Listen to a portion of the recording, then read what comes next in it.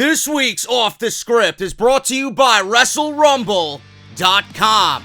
Wrestle Rumble for the entirety of WrestleMania season is holding a raffle in which you could win not only one, but two custom-made WWE Championship title belts. One will be one of your own choosing. The other one will be a classic old-school Winged Eagle WWF Championship title. The rules are simple. Go to WrestleRumble.com. One entry will cost you $10. Drawing ends on March 31st, and Wrestle Rumble will be using random.org to determine the winner. Once again, you guys have up until March 31st at 4:45 p.m., and the drawing will take place at 5 p.m. that very same day. Once again, that's WrestleRumble.com, and hopefully, one of you listening to Off the Script this month will be a two-time World Heavyweight Champion.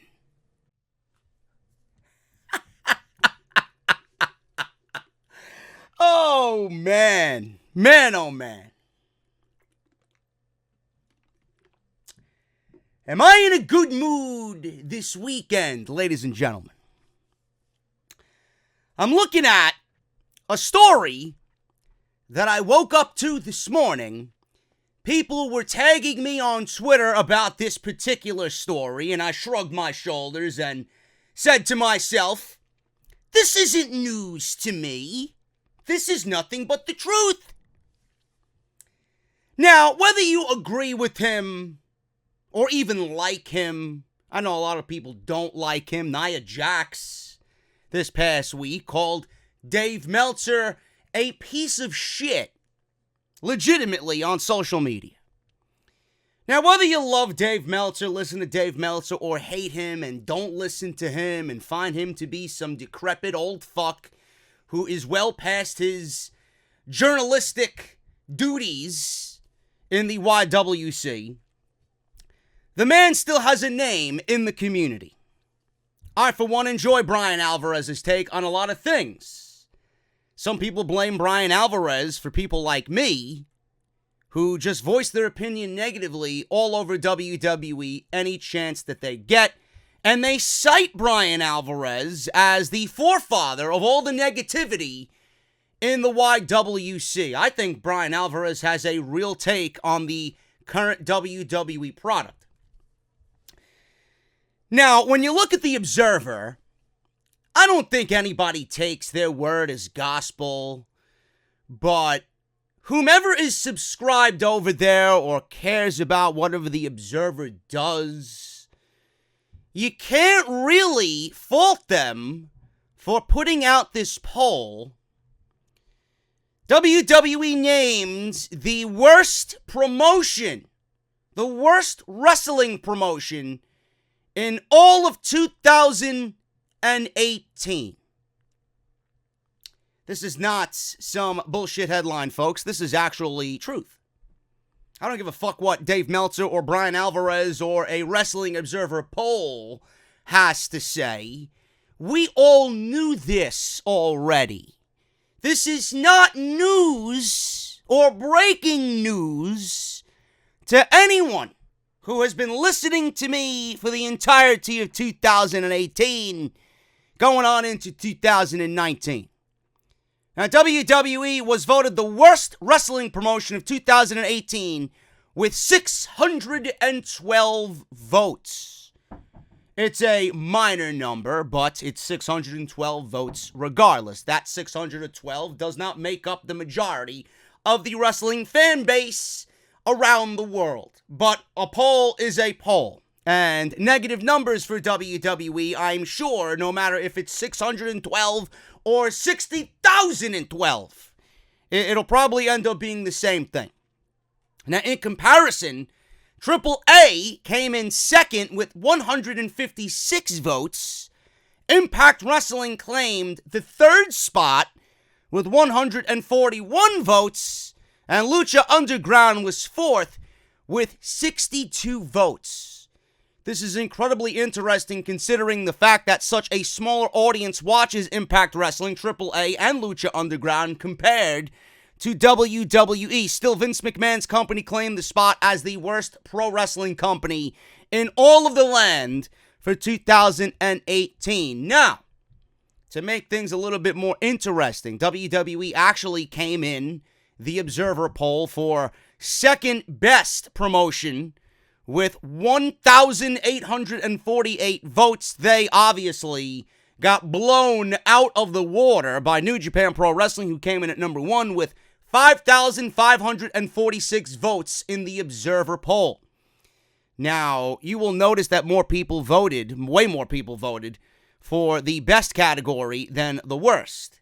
I'm assuming that none of you like negative in your lives. Well, get used to it, folks. Negativity surrounds you all in your day-to-day lives. I am only here and I only exist to give you guys a truthful opinion on the WWE product, whether it's good or bad, and I can't help it. I'm not on the creative team. I can't help it if the shows have been fucking miserable. But what I would like all these fucking imbeciles and these cretins on social media to come back at me with and argue my opinion on how bad WWE was in 2018. I made a little list. Folks, I made a list. In no particular order. Because, I mean, who the fuck could rank this garbage on worst to absolute worst? All of it was fucking bad. All of it was bad. Why was WWE voted the worst wrestling promotion in 2018 by the fans? Well, let's start off with this doozy. Remember Bobby Lashley's sisters on Monday Night Raw? A complete waste of time. A complete tasteless and unnecessary program with Bobby Lashley and Sami Zayn that made a mockery of literally everything WWE. So that may very well be at the top of everybody's list. I just put it at my number one just because it's the first thing I fucking thought of. Number two, Braun Strowman and Nicholas versus Cesaro and Sheamus for the Raw Tag Team Championship. Not only did WWE steamroll Braun Strowman through the entire tag team division on WWE, but they made this big storyline about him choosing a partner. Who was it going to be? Was it going to be Bobby Lashley, who was a babyface at that time? The dominating duo of Bobby Lashley and Braun Strowman? Was it going to be somebody that was a returning face like a Kurt Angle or a Batista or a John Cena or someone like that? Right? Who was it going to be? So WWE had zero plans going into WrestleMania last year. He showed up at WrestleMania with no partner in a proverbial handicap match, and he chose a 10-year-old child from the crowd who is actually the son of a WWE referee. Meanwhile, if you go back and watch WrestleMania, which I don't know why you would because it was fucking terrible, you'd go back and watch actual legit wrestlers walk by Braun Strowman in the crowd, and he chooses Nicholas, a 10-year-old boy. So WWE's mindset was, don't worry about it. Braun Strowman can go into this with no partner because we have no plans for him, and we'll have him booked to pick a 10-year-old child out of the crowd and bury the entire Monday Night Raw tag team division and show everybody how worthless tag team wrestling is to us here on Monday nights. The bar and the tag team titles were buried in one snap of a finger. Not only will Sheamus and Cesaro go down as clowns, they unsuccessfully defended the Monday Night Raw tag team titles because they could not beat Braun Strowman and a 10-year-old Nicholas. I don't know how else it could get worse, folks. Oh, it does, though. It does. Remember Backlash 2018? Remember that? Where Roman Reigns, good old Joseph Anoa'i, main evented against Samoa Joe? People were leaving the arena that night. I believe it was in New Jersey. Correct me if I'm wrong. It might.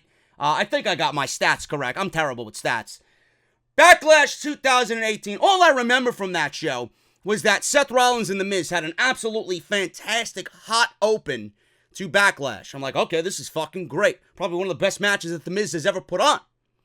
And then we get to the main event, and we see on the undercard that the WWE Championship match between Shinsuke Nakamura and AJ Styles, again, for the WWE title, is not good enough to main event over good old Roman Reigns.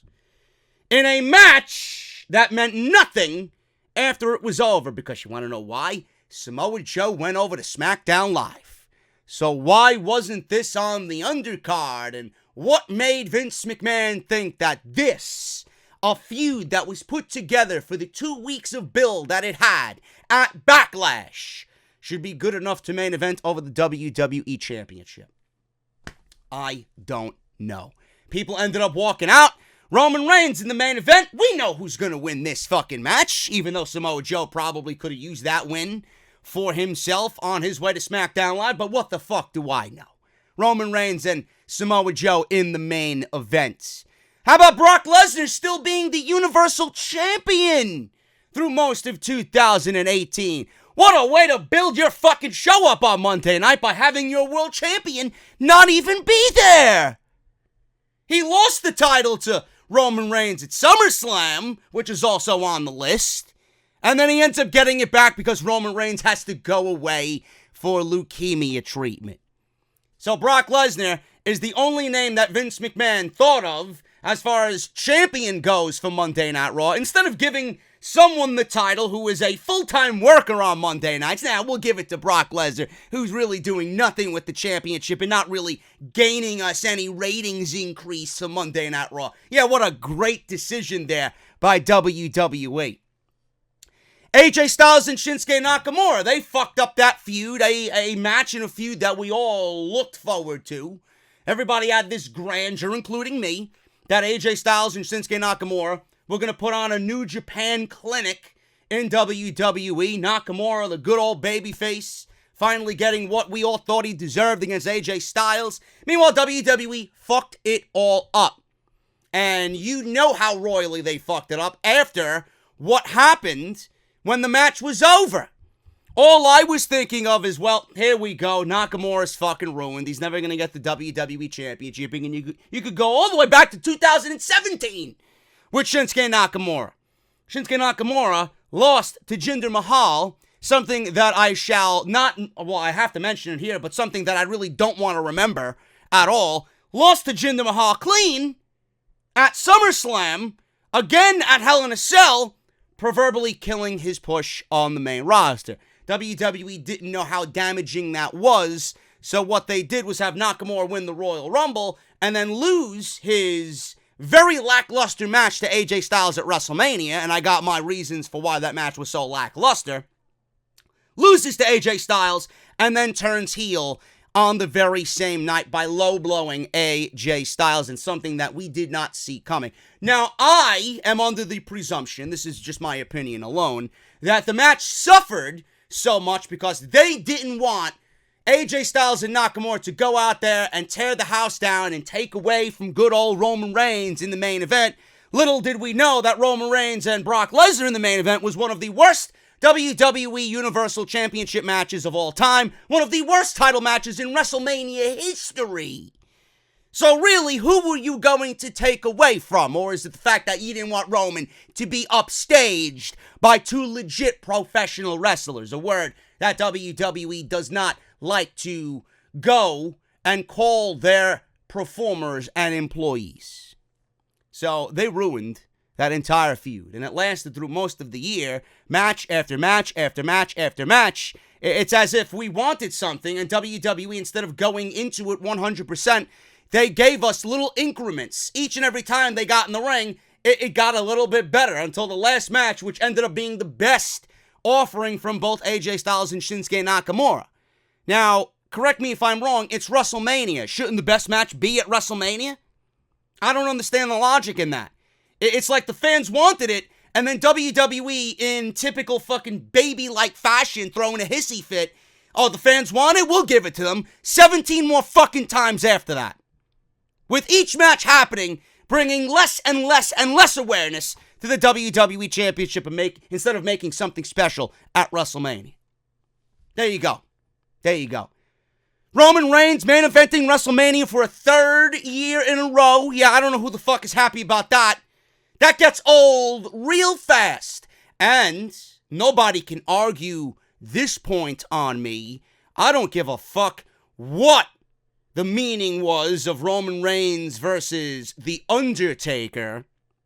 The match was awful. The match was fucking awful. The best thing about the match was the symbolism of the hat and the jacket laying in the ring while The Undertaker descended into the depths of hell after that WrestleMania in Orlando. The match was awful.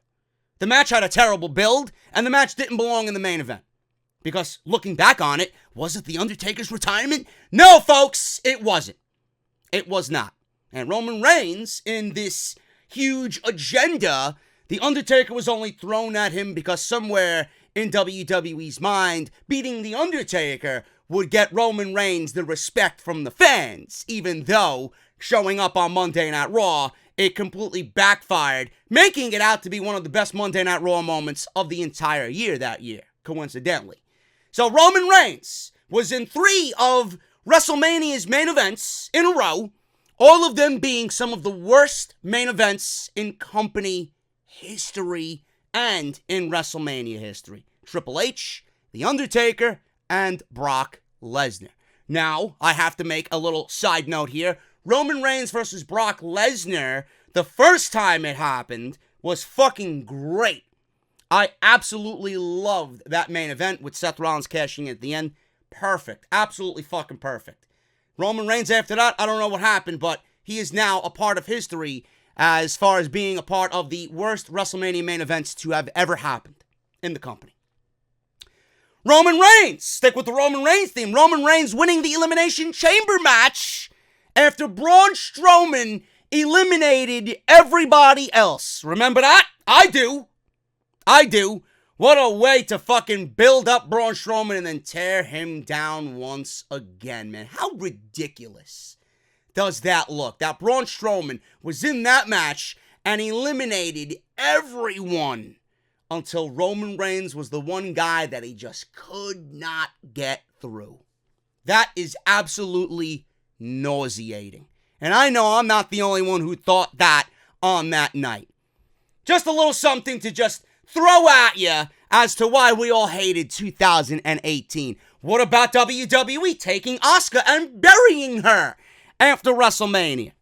Asuka, the Empress of yesterday, she goes into WrestleMania undefeated, loses to Charlotte, and then everybody criticized me about, calling them out on why Asuka's losing. Asuka should not lose the undefeated streak, but it died in New Orleans, and WWE seemingly likes to kill anything in New Orleans that is special to their product. Looking back on it, who was the one who ended up being right, you fucking cretins? I was. I'm the only one allowed to raise my hand here because I got the fucking microphone right in front of my mouth. What happened to Asuka after that?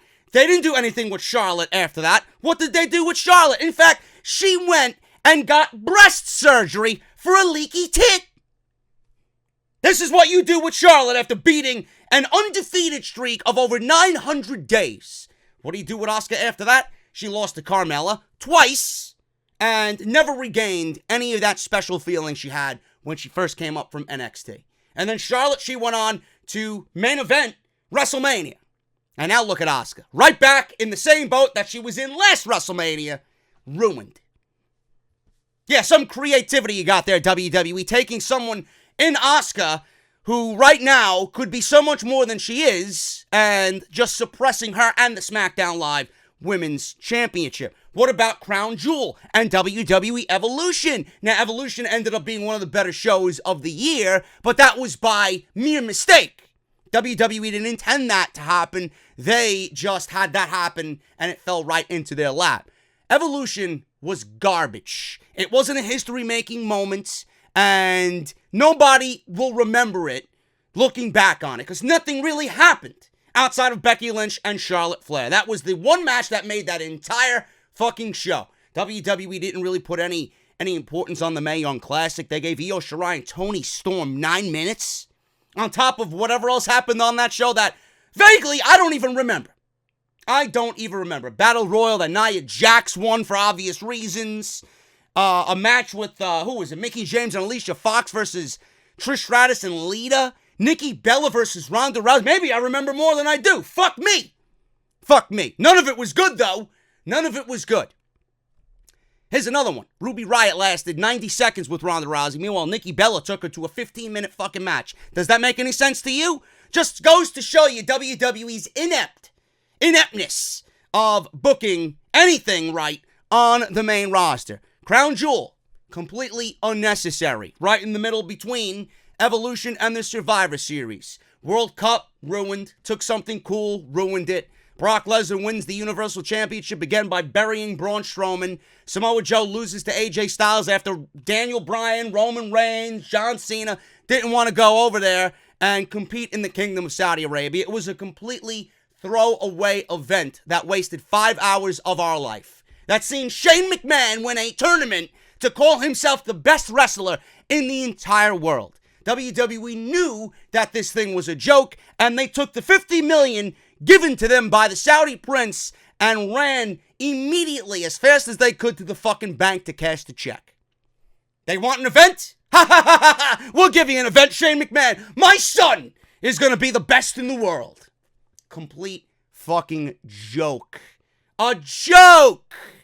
And last but certainly not least, Monday Night Raw in 2018 supplied us with some of the worst television in the history of World Wrestling Entertainment. If anybody has stated anything on the truth of WWE in all of 2018, it's been me right here. These are just mere examples of WWE in 2018. So again, I ask you, is there anything that you could say in defense of WWE having a great year? And don't come to me with, oh, WWE made the most money in the history of the company. Blow me. I don't care about financials. I don't care how much money they made. I don't care how much money they're making in TV deals. I don't care how much money NXT is losing WWE. I don't care.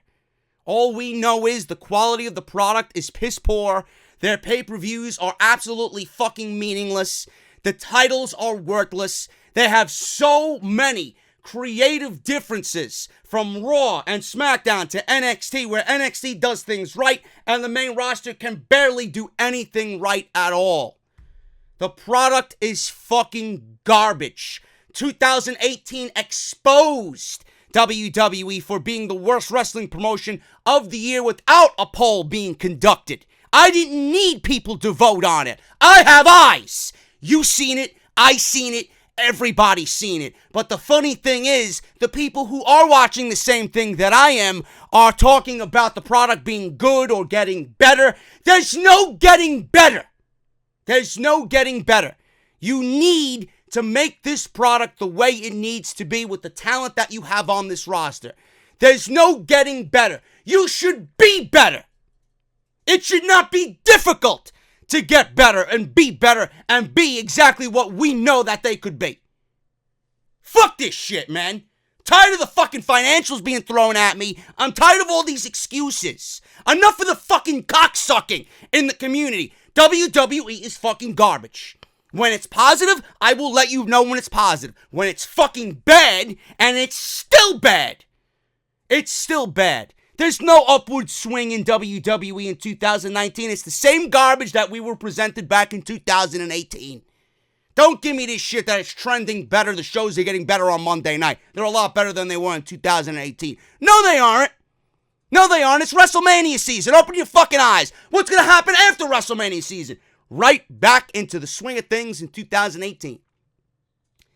So, I don't know who these people are chiming in about how great WWE is in 2018. The fucking people who voted that WWE is the worst promotion in 2018. I hope you know that you didn't need a poll to give you that conclusion. All you have to do is watch the USA Network at 8 p.m. to 11 p.m. on Monday nights, and that will give you all the reason you need to come up to the conclusion of WWE being the worst wrestling promotion in 2018. I am done. Those are just some mere examples of WWE being terrible. If you guys have anything else you'd like to add to the little list that I just came up with off the top of my fucking head, please sound off in the comments below. But this is Off the Script, episode 265, part number 1. Don't go anywhere, man. We got a lot of news, including Eminem. Slim Shady now is potentially threatening WWE with legal action. Or Sean Ross Sapp, rather, for reporting that WWE and Eminem are in bed together for WWE 2K20 and a live appearance on SmackDown Live when they move to Fox Sports. That and so much more right here on Off the Script.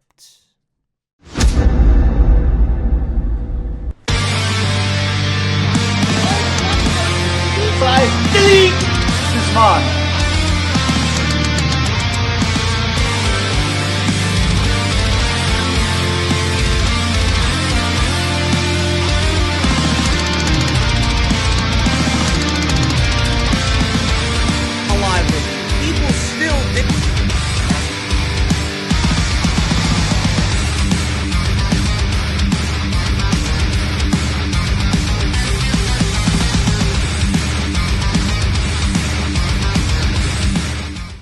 If part of your morning routine, when you wake up, whether you're at home, having a nice dish of eggs and bacon, nice cup of coffee, cream and 2 sugars, please, or you're at work and you're not doing what your boss wants you to do and you're being a lazy fuck. If part of your morning routine is to check your email, you will have noticed that the Off the Script newsletter, number 2, is in your mailboxes, man. Easy enough for you guys to remember. A fucking goon could memorize this. JD from NY.com. A lot of cool things coming up, man. A lot of cool things. Some exclusive news breaking, what I'm up to, WrestleMania weekend, my beer of the week, my band and song of the week, a bunch of cool shit that gives you an inside glimpse of JD. So make sure you guys go and subscribe to that, man. JD from NY.com, like I said, easy as Titus's pie. Easy as Titus's pie. Go over there and check it out. I would really, really appreciate it. Being that this is the first legit episode of Off the Script that I have now recorded with the new intro, I got to shout out again my good buddy, Big Hodge Media, Jason. He is the wizard behind House of Glory's production team. I was in Brooklyn with him last weekend, Fastlane weekend, and we went around Brooklyn in Williamsburg on the Brooklyn Bridge, just filming a bunch of shots, getting the intro ready, man, taking the podcast to that next level. And I love it, man. You guys seem to love it as well. Like I said, I debuted it unofficially on the Fastlane podcast on Sunday night. And it's just going so well, man. You guys love it. And I got to shout him out again. If you guys want to go check him out, man, Big Hodge Media on YouTube. He's going to be taking the podcast game to a whole new level. And also, I'll be with him, and he's the man behind House of Glory's production team. Jason, thank you so much, brother. I really, really appreciate it. Can't wait to get back to work with what you and I have planned, and as always, with House of Glory Culture Clash. This WrestleMania weekend, man, it's going to be fucking crazy. Ray Phoenix and the Amazing Red in a once-in-a-lifetime dream match. And we're going to be on iPay-per-view. I mean, you can't get any better than that. Unreal, man. I feel so lucky to be a part of this unbelievable event taking place WrestleMania weekend, man. That's HOGWrestling.net, man. Jason, thank you so much, brother. This is Off the Script, episode 265, part number 1 for your weekend, man. There is not a lot of substantial, major breaking news stories. I don't know what the problem is. It's WrestleMania season, and it feels dead. The show sucks. SmackDown Live was great, though. The shows suck, and there's no news revolving around WrestleMania at all. It's all just minor talk and bullshit news and rumors. We'll make the best of it this weekend, man. So I'm getting you guys ready. There's not a major breaking, just fucking explosive news story. There's a bunch of big ones, but it's nothing that's going to be substantial for WrestleMania on top of what we already know. So I'll do my best, and hopefully you guys are entertained this weekend. Follow me on social media at JD from NY206. That is on Twitter and Instagram. JD from New York on Twitch if you guys enjoy me raging at video games. Subscribe, man, down below. That nice little subscribe button. There's also a bell there. Hit both of them. And when you hit the bell, turn on all notifications. Not some, Not just a few, all. I would really appreciate it. Patreon.com/JD from NY206 if you guys want to support the podcast through Patreon. JDs Elite is making Bonfire Elite. Off the Script is now officially on Bonfire with JDs Elite, the biggest selling t-shirt that the podcast has ever had, exclusively on Bonfire, man. Link is down in the description below. For all you beasts who ordered on the last day, you're going to get it before WrestleMania. So I hope to see you at Hooters on Friday, April 5th, between 1 and 4 p.m. wearing your JDs Elite, because you know there's going to be a major photo op with all you guys involved, man. So I can't wait to meet and greet all you guys. But before we get into that, JDs Elite, bonfire.com, link is down in the description of this very video. Go and get yours today. People are loving it. The quality is fantastic, and thank you guys so very much for all your support. I got to shout out Matt, Terry, Vincent. I got to shout out Jonathan, Sydney, and Nick. Thank you so very much for all your support. You guys were the last ones to buy the shirt before the campaign on batch number 2 ended, man. So let's start a brand new batch on batch number 3. Bonfire.com, link is down in the description. You guys know the deal, man. I've been talking about it. Hooters, come hang out.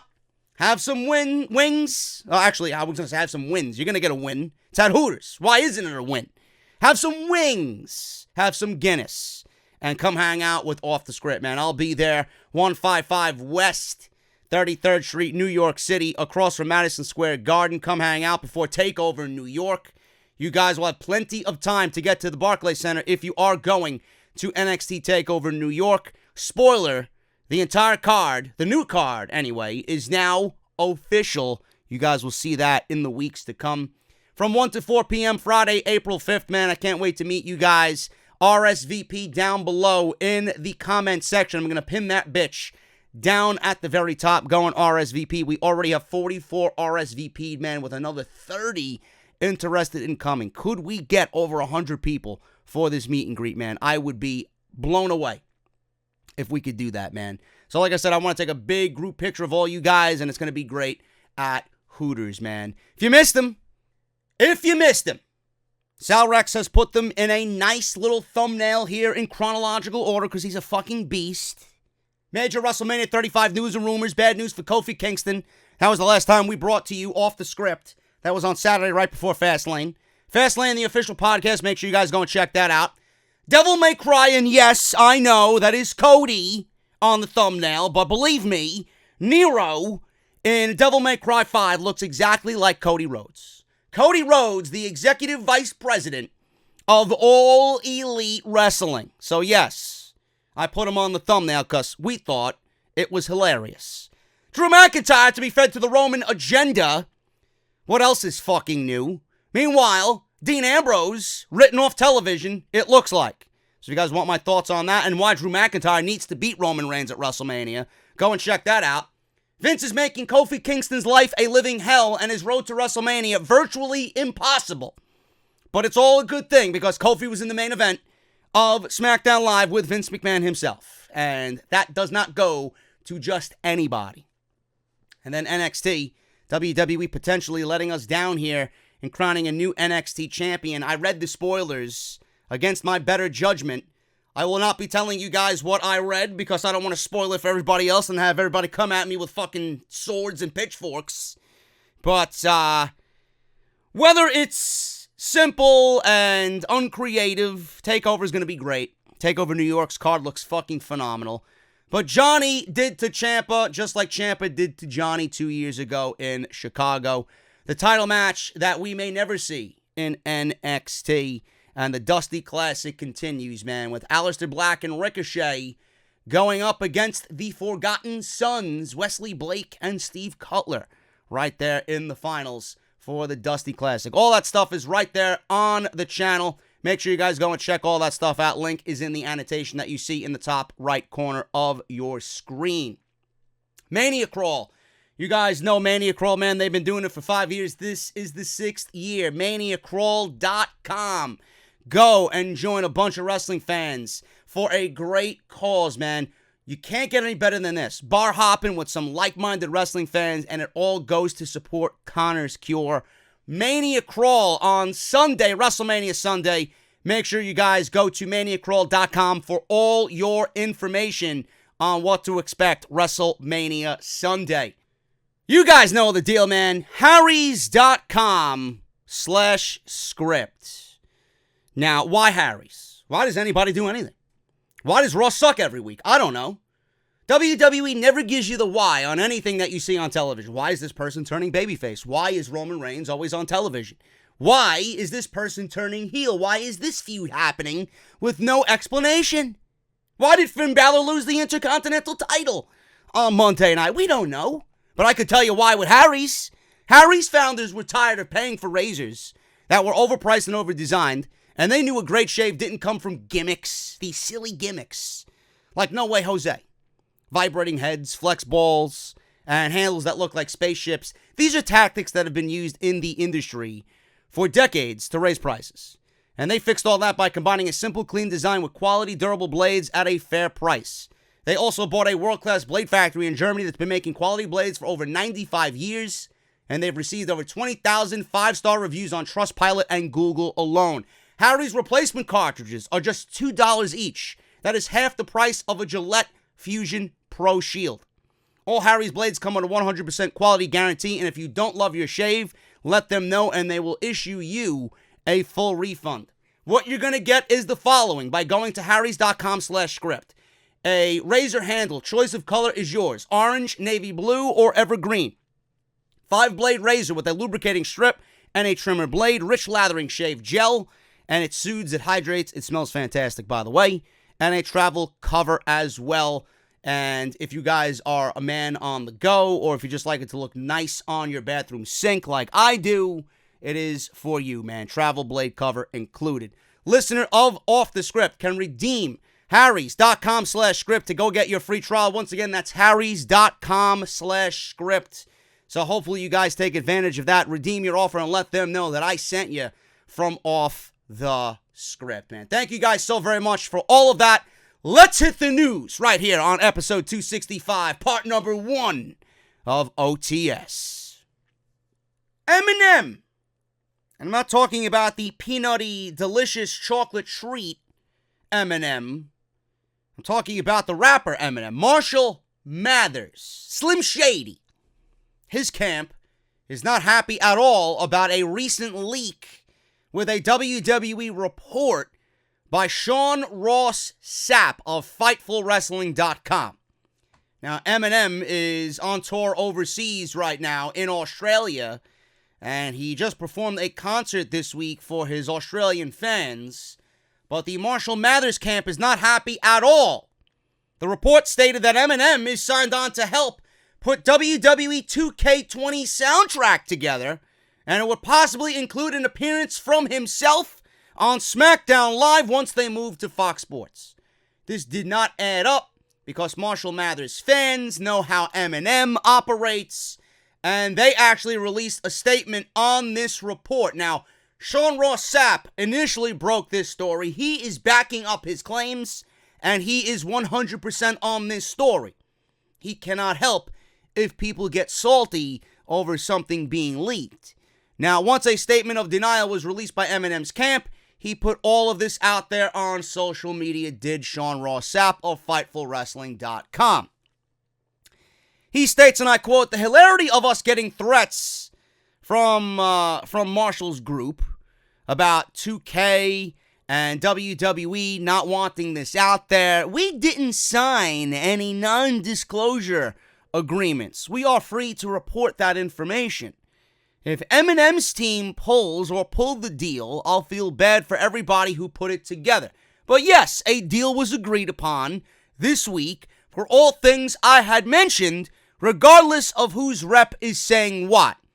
Threatening to threaten legal action, send us a cease and desist, don't give us the review copy or credentials, and move on. A story got leaked, there's damage control, because people are mad." Now, apparently Eminem's camp is threatening to threaten legal action against him due to this report. If non-disclosure agreements were signed, then it is understandable. but Eminem's people don't seem to be budging on their story. If Eminem and his people did pull out of the deal, we may never know about this, but WWE tried to get Eminem to participate in their programming over a decade ago, and he wasn't interested. Now, I don't know, man. You know, Sean Ross Sapp is somebody in the community that I feel is credible enough to believe when he reports something. He doesn't break every news story, but he has his own sources. And then when something breaks of this type of magnitude, he was the one who got it first, and he reported on it. There's nothing wrong with that. He wasn't there when the deal was made. He wasn't there when the deal was signed, or he wasn't there or has anything to do with 2K at all. This is something that he was told from his sources. He is free to do whatever the fuck he wants. It's what happens when you're in the mainstream and when you do things that are pertinent to the man's position. The guy's a reporter. The guy's a journalist. The guy podcasts. He is someone that the community looks upon to break news when it is available. He did that. There's nothing wrong with that.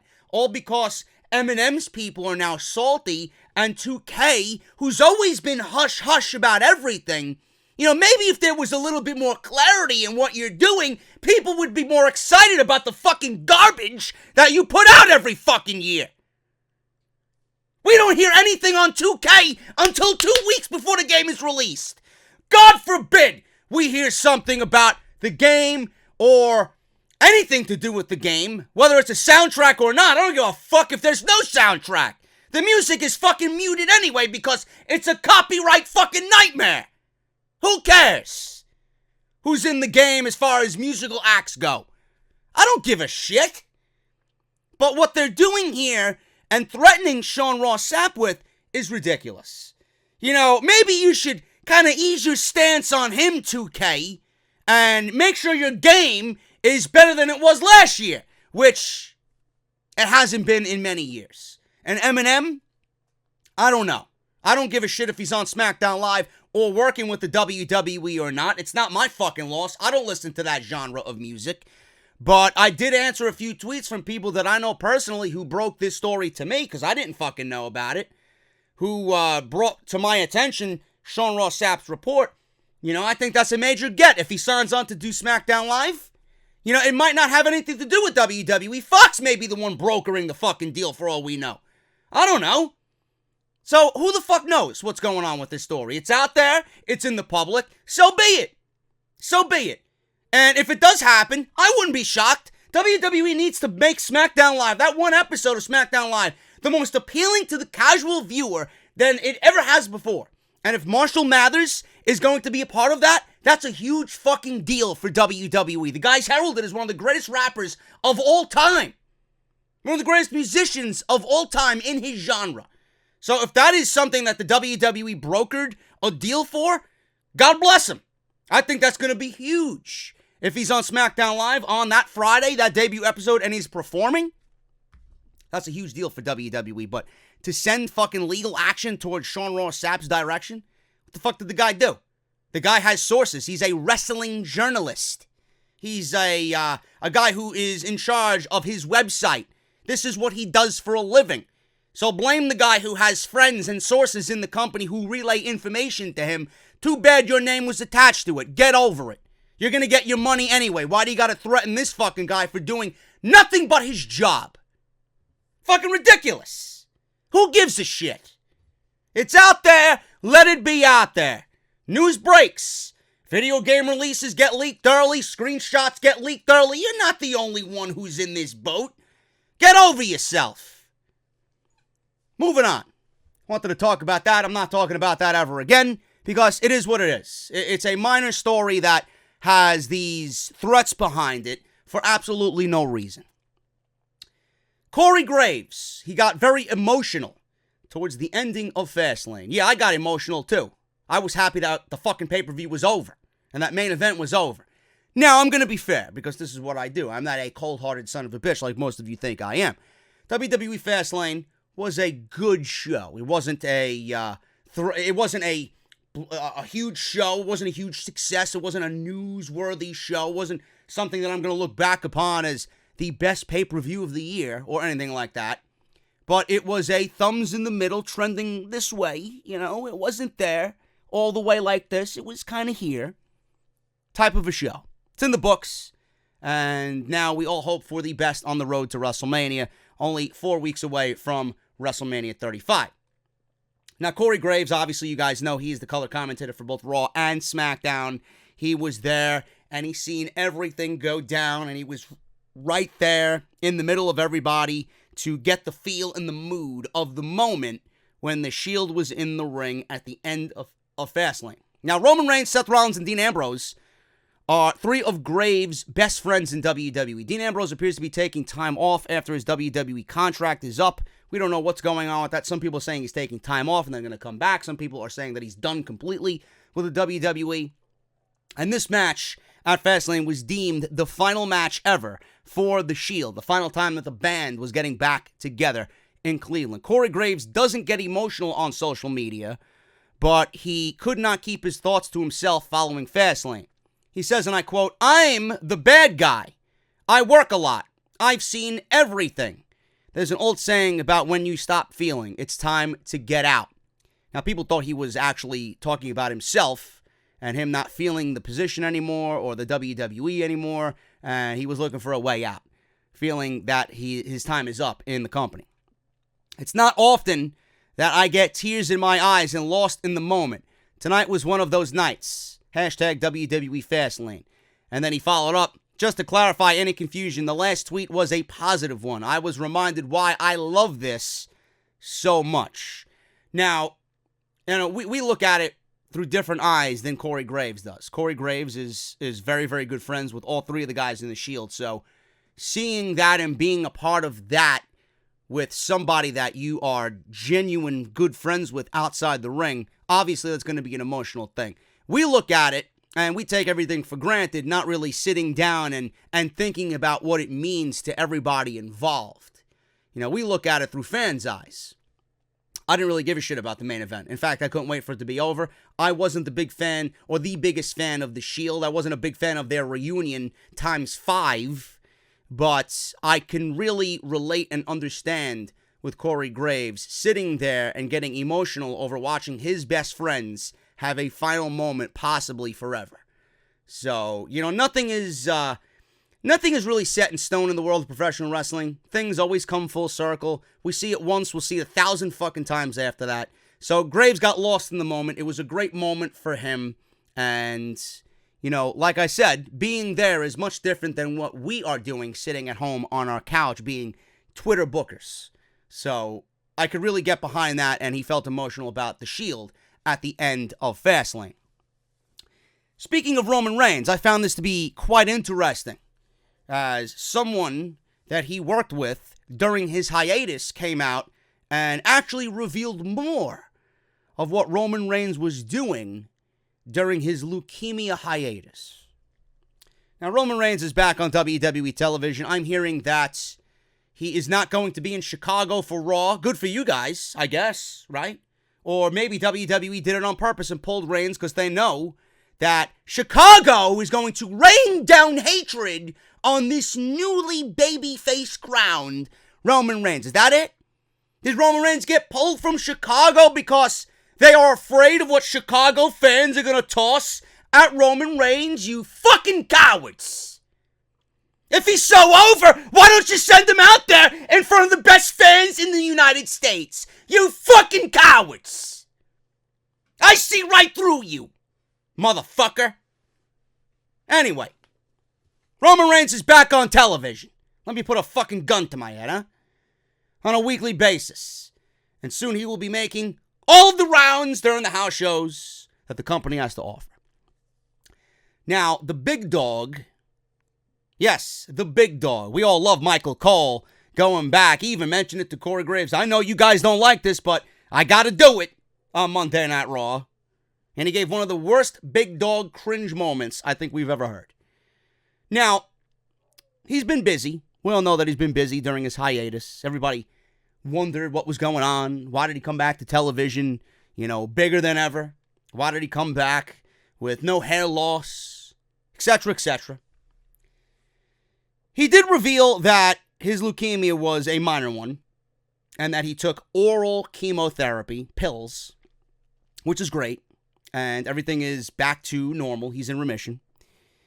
But I did line up everything about, this might not seem a little too right here.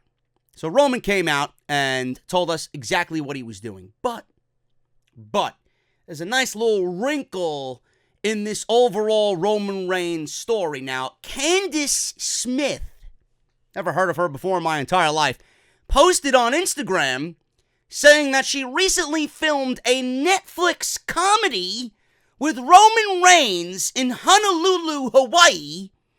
This would fit into the timeline for Reigns when he was on the island state to film Hobbs and Shaw. She says this, and I quote via her Instagram page, "Motivational story time," and she uses a bunch of emojis. "Hi, I am Candice, and you are," is how I met my #MCM Joseph Anawai on the set of a Netflix comedy. I had no idea who Roman Reigns was. All I knew was that he would be my husband, quote unquote, for the next however many hours. Fast forward 8 hours into filming, and I'm thinking to myself, wow, this dude is so humble and talented. He is going far in life. I wonder why so many random men walked up to him and gave him praise. As time passed and we got more comfortable with one another, we discussed life, how important it is to appreciate every single minute because tomorrow isn't promised. Yes, Reverend Reigns. Yes, a sign of the cross. The Our Father who art in heaven, hallowed be thy name. Take the host, drink the blood of Christ. Yes, Reverend Reigns. Yes, I know. Good. Thank you. The word of the Lord. Thanks be to God and all this other fucking bullshit. Now, as time passed, we discussed life, how important it is to appreciate every single moment. Tomorrow's not promised, blah, blah, blah. I shared how my biological father died of prostate cancer when I was 11 years old, and Roman offered his support. I had no idea at the time he is currently winning the battle against leukemia for a second time in his life. What an incredible human being. He never even mentioned it to me, and excluded nothing but pure optimism. So before you use the "I'm just going through something" excuse for your negative-ass attitude, remember, the power of the mind and spirit are limitless. #Roman Reigns, #fuck cancer, #motivation Monday.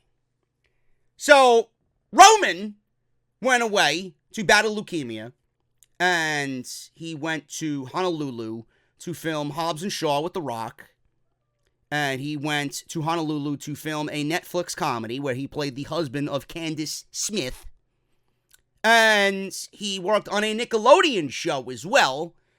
And he was in the gym, he was at various football games, etc., etc. So I find this to be highly hilarious that this woman came out who didn't know who Roman Reigns was and exposed yet another thing in the timeline of 4 months that he was out, and he's been very, very active. Meanwhile, all I heard was that when someone goes through this, you're in a weakened state, and he's got arthritis and all this other bullshit.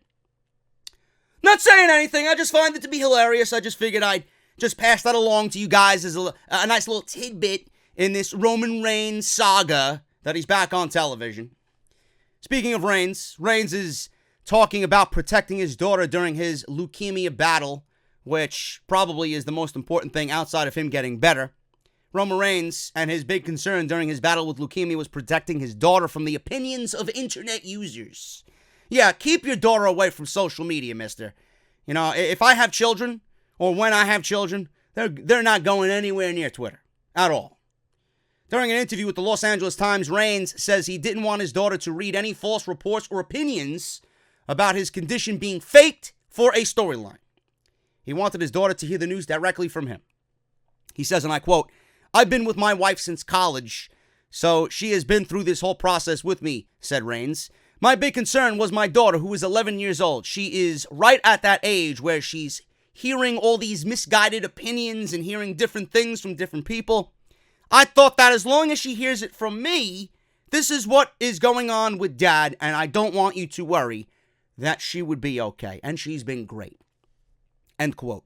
Reigns also said that he is used to putting his family's safety first, but he also expanded on it, saying he's learned that it is okay to sometimes put yourself first when it comes to health so that you are better able to take care of your family again. It's hard, he says, and I quote, "It's hard because as fathers and providers, we want to protect. I'm so used to putting them in front of me and putting everyone else first and making sure everything is okay. I learned it's okay to sometimes put ourselves first when it comes to our health because we can get healthy and take care of everyone else after that again." End quote. So I don't blame Roman Reigns for protecting his daughter during all of this shit. There was a lot of misguided opinions. Opinions, especially mine, were completely blown out of proportion. People thought I was saying one thing, but I was not saying anything close to what people were thinking.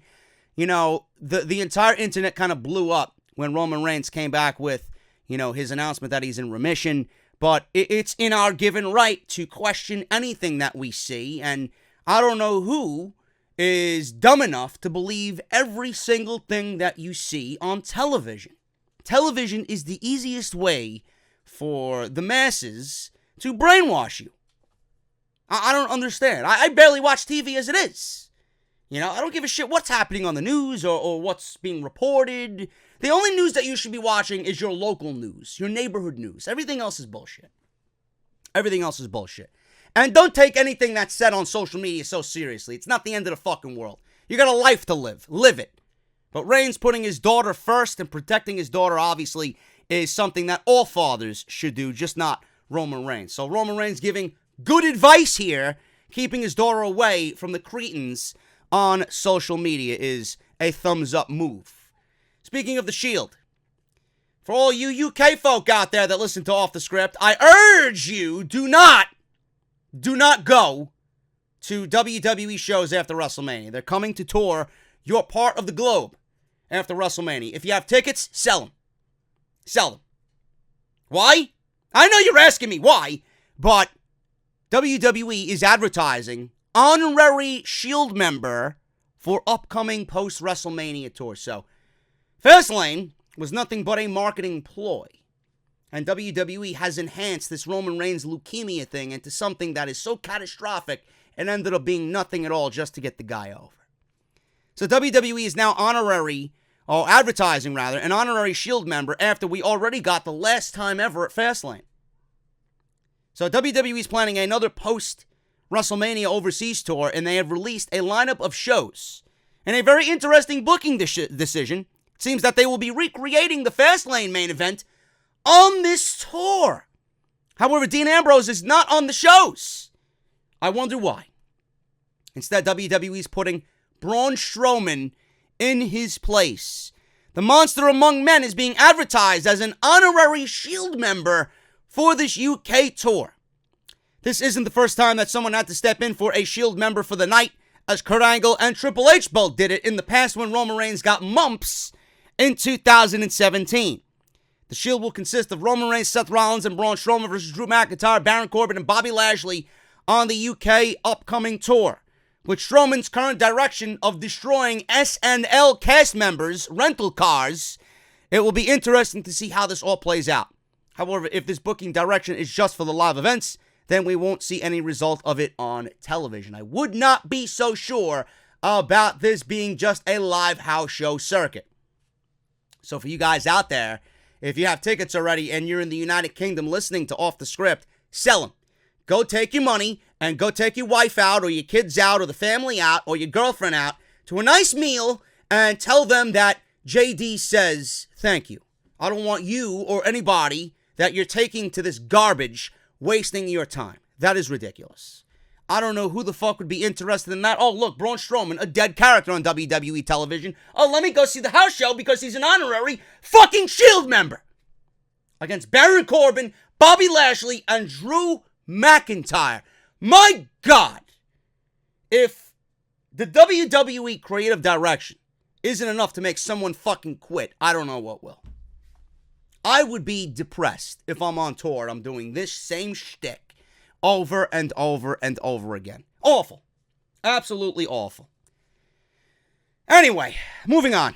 WWE's reported plan for the new Hall of Fame is possibly going to take place this year. Now, WWE is trying to kind of redo the Hall of Fame. They want to limit the amount of time people speak, and they even want new hosts. This is why I stated the new Hall of Fame, the redone, the revisioned Hall of Fame. WWE seems to be giving their Hall of Fame a facelift this year. It is rumored that they are doing away with the practice of people inducting the new WWE Hall of Fame entrants, but the changes aren't stopping there. Jerry Lawler said on Dinner with the King that he is out of the hosting gig at the annual ceremony.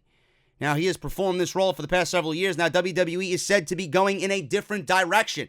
Raja reports that the source added that the plan is for Corey Graves and Renee Young to fill those places at the 2019 Hall of Fame.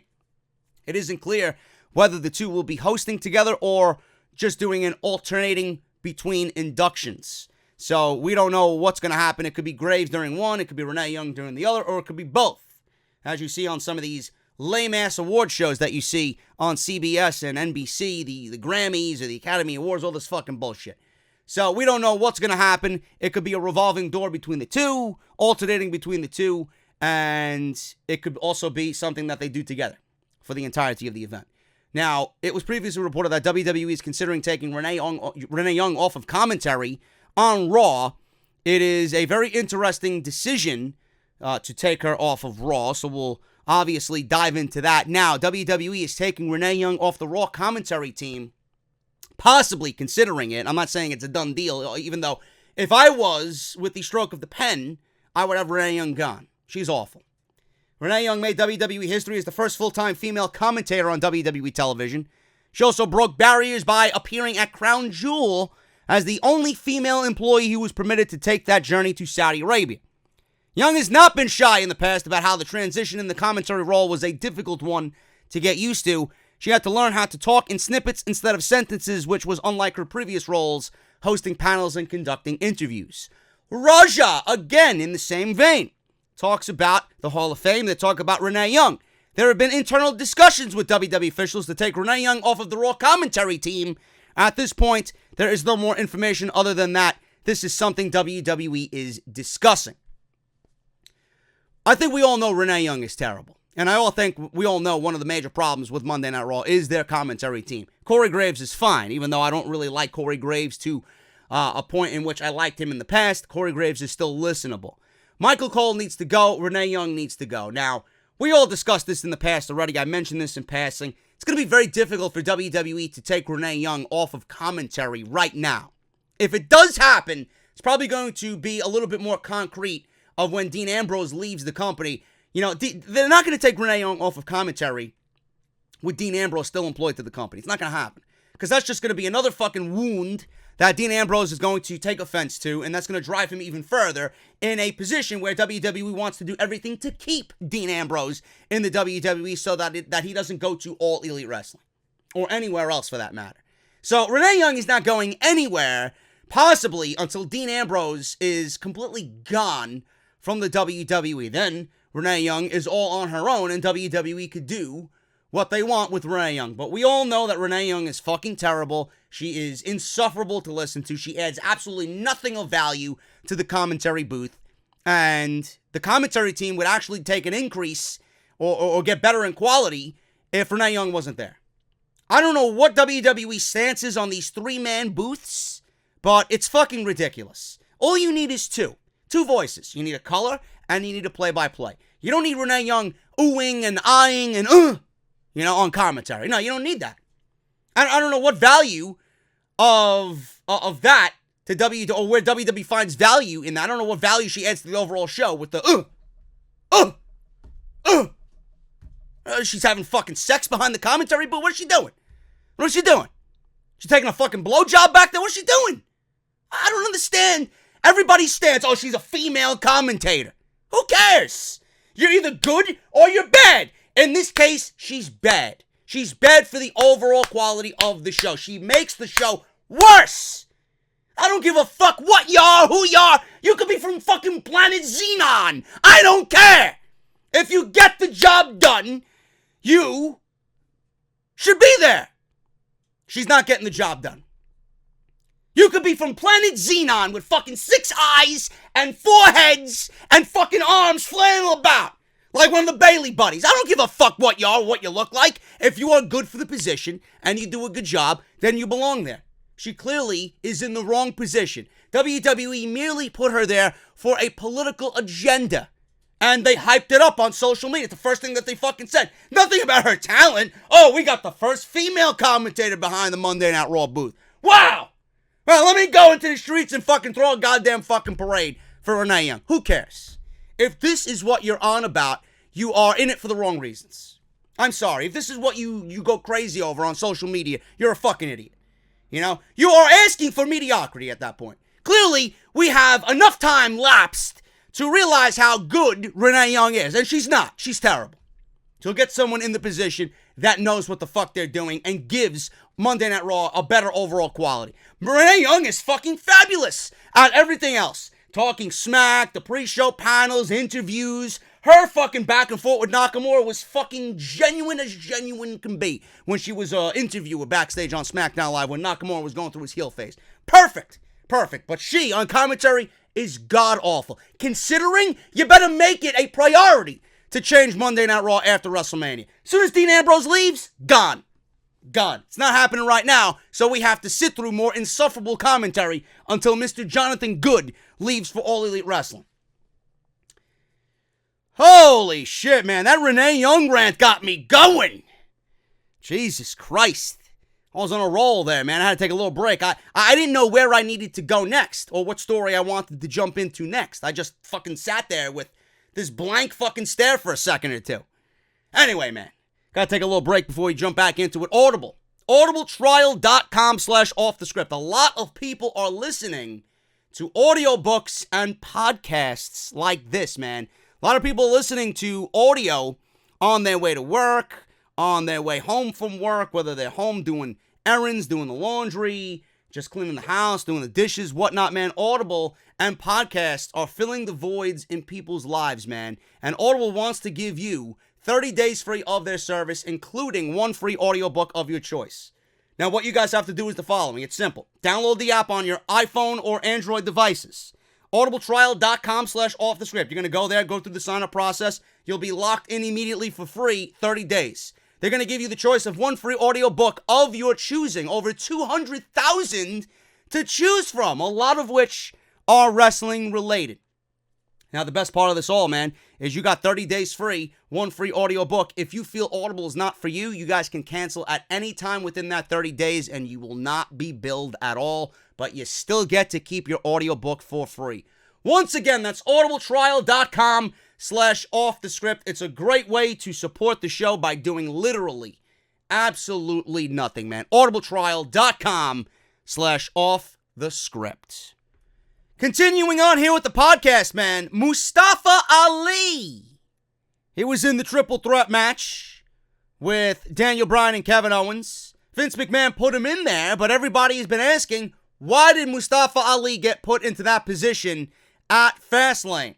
Well, I got the news for you. Vince McMahon put Mustafa Ali in there for this reason. Now, let's go back and start at the beginning about how all this came to be. Now, Kofi Kingston was backstage at Fastlane. He was waiting for Vince McMahon outside his office. He walks into Vince McMahon's office, after which he was waiting out there for an hour. New Day joins him. Big E and Xavier Woods, they go in there. They stake their claim. Vince McMahon stated that, all right, I'm giving you the triple threat match, and your match is next. Or I'm gonna make that WWE title match a triple threat match, and your match is next. Now, it was a play on words, which Vince McMahon stated it was on SmackDown Live. Kofi and his match was realistically next, and he did make the triple threat match. It's just Kofi Kingston didn't have anything to do with that. So McMahon said that he was making the WWE title match a triple threat match, and Kofi's match was starting immediately after their meeting backstage in his office. That match turned out to be a squash match with the bar. Kofi got squashed. Then Mustafa Ali was inserted into the WWE title picture to create a triple threat match. Now, it was reported that this was made for a few reasons. One of the biggest had to do with the fact that McMahon didn't want Kevin Owens taking a pinfall against Daniel Bryan. Therefore, Mustafa Ali was the only one who actually lost the match. Another reason, which had to do more with the story and building Kofi Kingston up going into WrestleMania and building steam up for Kofi Mania. There was no intention of getting Mustafa Ali booed out of the building, which is essentially what happened. As "We Want Kofi" chants were just raining down upon him when he made his entrance. WWE had faith that with Daniel Bryan, Kevin Owens, and Mustafa Ali performing, that the crowd would eventually turn it around, which they did by the end of the match, but it wasn't really a blowaway for Mustafa Ali as far as crowd reaction goes. I mentioned on my Fastlane review, there's no way you could watch that match with Mustafa Ali and shit on him. Now, he might not be your prototypical WWE champion. Obviously, there's a lot of people who want Kofi instead of him in this position. This position was supposed to be for Mustafa Ali. Kofi Kingston's position, that is, was made for Mustafa Ali, and then he was taken off television due to concussions. So Mustafa Ali was put out there in a bad situation, a great match, but I mentioned that they almost recreated the 2014 Royal Rumble where Daniel Bryan, was wanted by everybody to come out at that number 30 position. Rey Mysterio was the one who had to take the fucking brunt of all those boos in Philadelphia. It really wasn't the best case scenario here for Mustafa Ali. I understand why they wanted to do it. We got a great match out of it in the end, and I'm not complaining about it, but if they didn't want Kevin Owens to take the pinfall, there were other ways to go about that. You had Eric Rowan as a catalyst on the outside. You could have had Sami Zayn come back and help his best friend out. There was other ways to go about it. You didn't need to risk Mustafa Ali in that situation to get booed like Daniel Bryan, caused by not putting him in the Royal Rumble. Rey Mysterio took all of that hatred from Philadelphia. So you almost recreated the 2014 Royal Rumble situation with Bryan not being there and Rey Mysterio having to suck all of that negativity up. The match was great.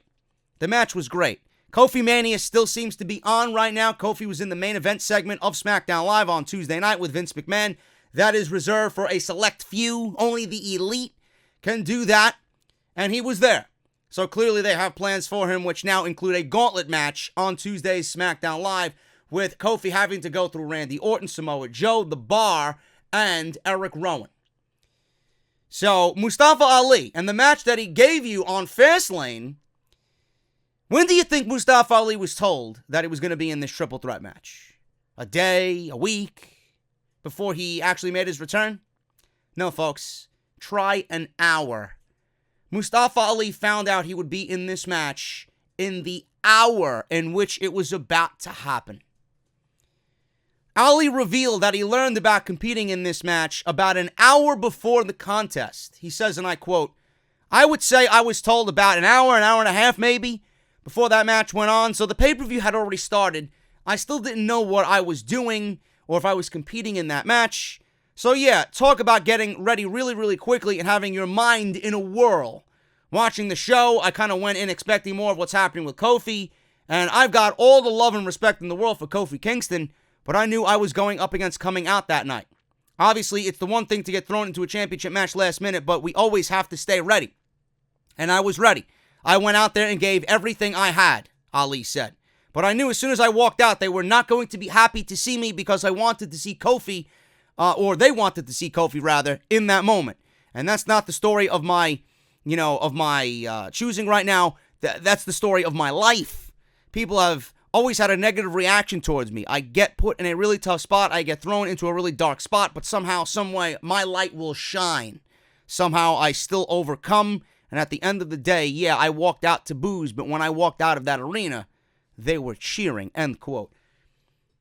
Mustafa Ali got the notion or the idea that he was going to be put into this match an hour and a half tops before the match actually took place. No planning, no preparation. He went in there blind. Now, in that hour, I'm sure that he went over with Daniel Bryan and Kevin Owens about what he wanted to do, spots and which and where he wanted to do them. But that is absolutely not even close to the amount of time you need for a triple threat WWE title match with Kevin Owens and Daniel Bryan, of all fucking people, at a pay-per-view to deliver a quality performance. Now, I understand that everybody wants Kofi. Great. If it happens, fantastic. I still don't think it's going to happen. It's one of those situations where I have to see it to believe it. And I've stood my ground with Mustafa Ali. I still think, and I don't really give a shit what anybody says. You can chime in the comments and repeat what you said every time I mention it. I don't give a fuck. If you're putting Mustafa Ali in that situation, in that gauntlet match, people would not be as over with Mustafa than they are with Kofi, but Mustafa Ali would have been incredibly over, more so than he ever has been in his WWE run. That is a fact. Then you put him in the Elimination Chamber, and you haven't come this close to winning the WWE title. If this was Mustafa Ali's story that they were telling instead of Kofi Kingston, he would have been over. I didn't like the fact that they put Mustafa Ali in that situation because he got booed. Mustafa Ali didn't do anything to get booed. Mustafa Ali has only given you 100%. It wasn't his fault that he got hurt. Now, they took him out. They didn't clear him. They gave you somebody who is similar to what Mustafa Ali could do in Kofi Kingston, and Kofi Kingston was a fan favorite. But everybody is a bandwagon fucking fan. You might not be a bandwagon complete fan, but who was talking about Kofi Kingston being the WWE champion? Did it even ring through your mind?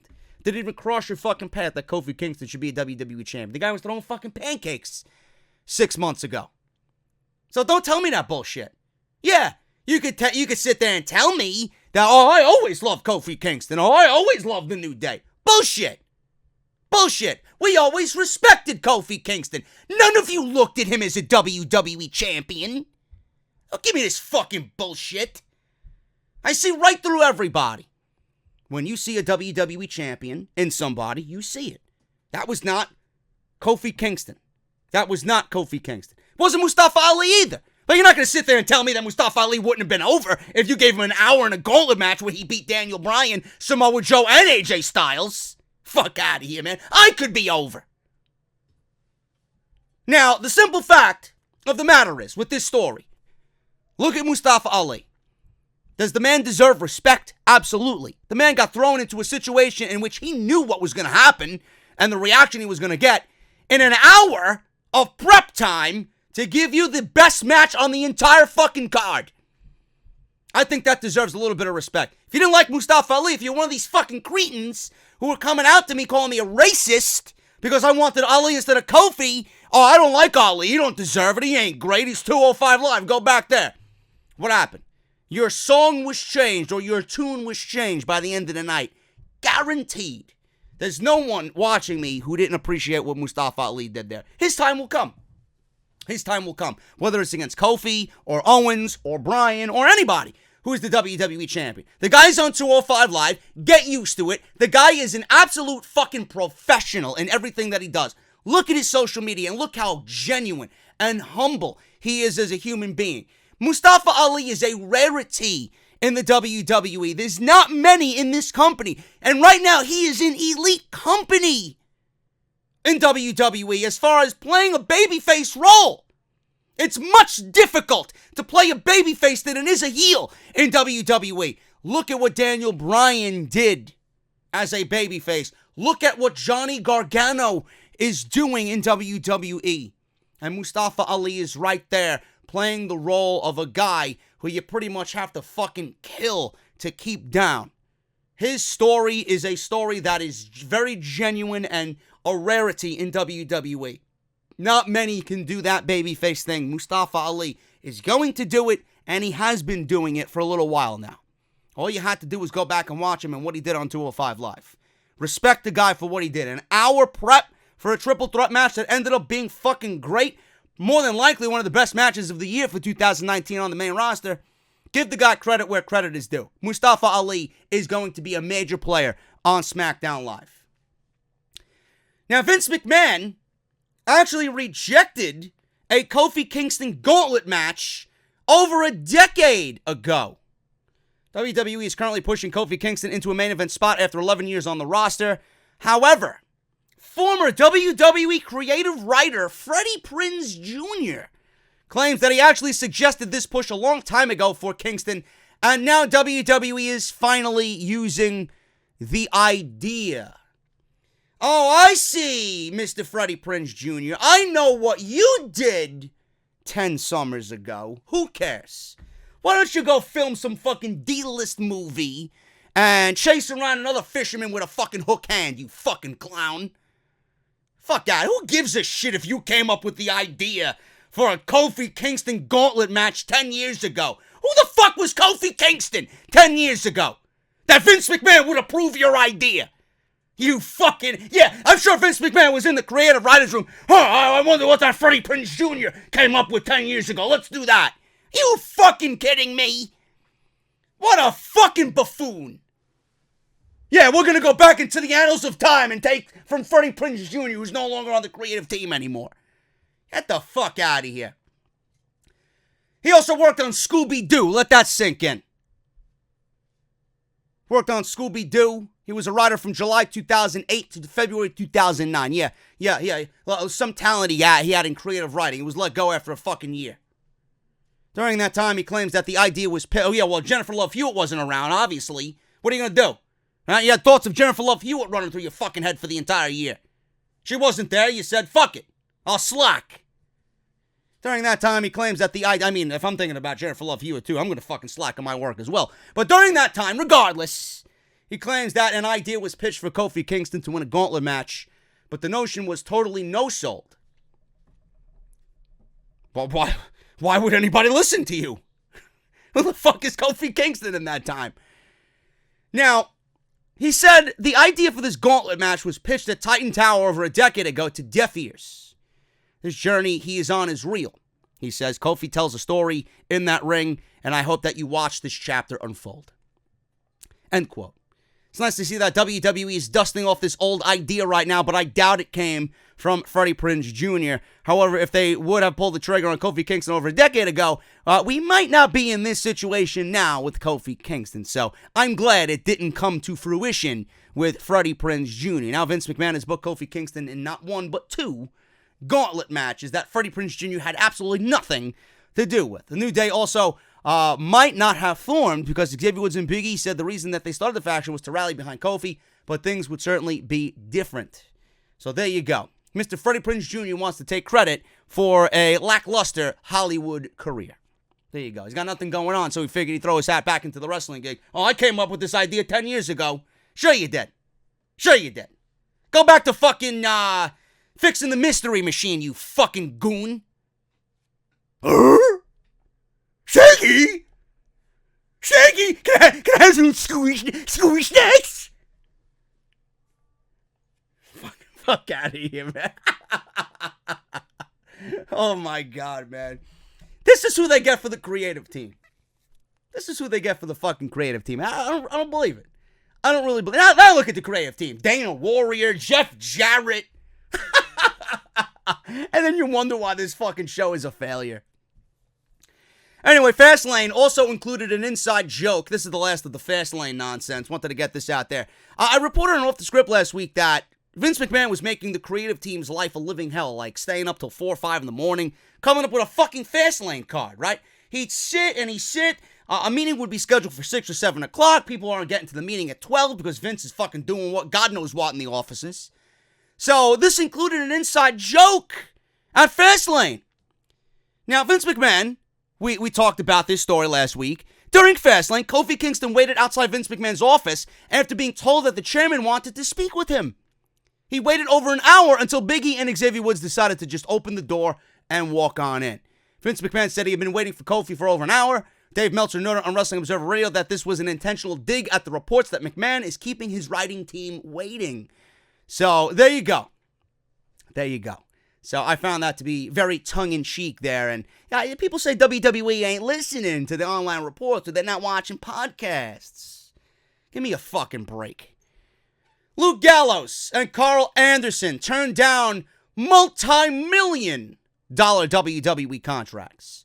PW Insider is reporting that they have more information on the contracts of the Good Brothers that they rejected. Apparently, if they would have agreed to WWE's offer, it would have meant another half of a decade in which WWE, would give them employment. But who the fuck would take another 5 years on top of what they've already run through in WWE? So it's not to my surprise that they declined these deals.